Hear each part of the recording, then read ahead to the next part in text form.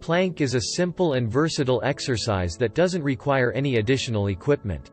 All you need is just the floor, yourself, and a few minutes a day. And the effectiveness of this exercise is amazing. What will happen if you plank every day? In this video, I'll answer this question. So, watch this video till the end, it will be interesting. Plank will strengthen your muscles, primarily the core. The core is a group of muscles that provide support to the internal organs. These are the abs, obliques, and the erector of the spine. Why do people often have abdominal hernias? Because they have weak core muscles. If a person has developed core muscles, then the likelihood of a hernia is extremely small thanks to powerful muscles.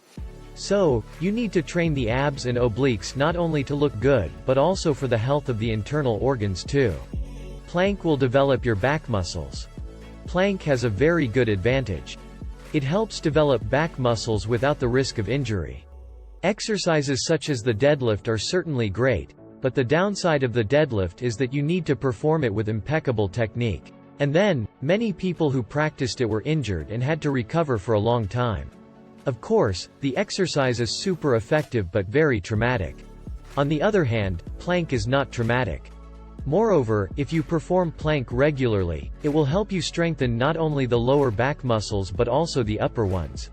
And the developed muscles of the back not only look good from the outside but they're also a very good prevention of back pain. In fact, most back pain is due to underdeveloped back musculature, so the plank will help you in that case too. Plank will fix your posture. It is well known that posture instantly sends conscious and unconscious messages to all people around. A person with good posture is perceived as a confident and attractive person. Indeed, most of us evaluate a person by how straight his shoulders are. So, if you want to look fit and good, then posture is extremely important. And the plank will help you because it strengthens the muscles of the core and upper back. It also affects the muscles of the neck and shoulders, which are extremely important for posture. Therefore, if you plank regularly, it will help you fix your posture. And you will already be able to notice good progress in the mirror in just a month. Plank will boost your metabolism. Plank must be done regularly, then the effect will be noticeable. By doing this exercise regularly, you will speed up your metabolism, and this will allow you to lose weight. You will burn more calories and pump the abs at the same time, and therefore, in a month, thanks to the sum of these two factors, you will see six-pack abs in the mirror. The next point is coordination and balance. How long can you stand on one leg? How good is your sense of balance? The plank will help you a lot because it's great at developing your stabilizer muscles. These are extremely small muscles, which, although not visible in the mirror, perform a very important function because they maintain balance. And the ability to maintain balance will help you a lot in any kind of sports and in any physical activity. How long should you hold a plank? It depends on your training level. If you are a beginner and have never done sports before, then try at least 15–30 seconds. It is very important never to increase the duration to the detriment of proper technique. Studies show that plank for as long as possible is not the best choice for your health. On the contrary, several sets are recommended. For example, you hold a plank for several minutes with the correct technique but not to complete failure, then rested for 1 or 2 minutes, and perform the second set, and so on. What are the pros and cons of a plank? The advantages are obvious, some of which I have already mentioned. This is simplicity, accessibility, strengthening a number of muscles, maintaining a straight posture, as well as the ability to perform this exercise almost anywhere. But there are some downsides to this exercise.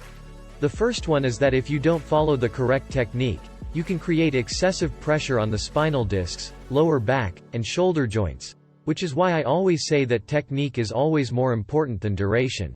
Another disadvantage is that excessive holding a plank can increase blood pressure, which is why it is recommended to do several sets with a break of 1 or 2 minutes, without bringing yourself to complete exhaustion. And what about the correct plank technique? In fact, more than 100 options for its performing have already been invented, but I will talk about the classic version, since it is the most popular and great for beginners. You get into a push-up position, bend your elbows 90 degrees and shift your body weight to your forearms. It is important to remember that your whole body should form one straight line. Automatically with this, Our stomach is tightened, and all muscles are tensed. There are some nuances in the plank technique. Your head and neck should be relatively relaxed. You should keep your arms straight in front of you, or you can cross them, and it is very important that your elbows are directly under the shoulder joints. Otherwise you will create an unnecessary load on the elbows and shoulders. That is, your shoulders should be clearly perpendicular to the ground. You should keep your lower back straight, never round it or bend it too much. Your breathing should be slow, calm, and deep. It's very important to say about the contraindications of plank. Plank cannot be done by pregnant women and people who have a back injury. It is also not recommended for people with hernias or problems with the elbow, shoulder, wrist, and ankle joints.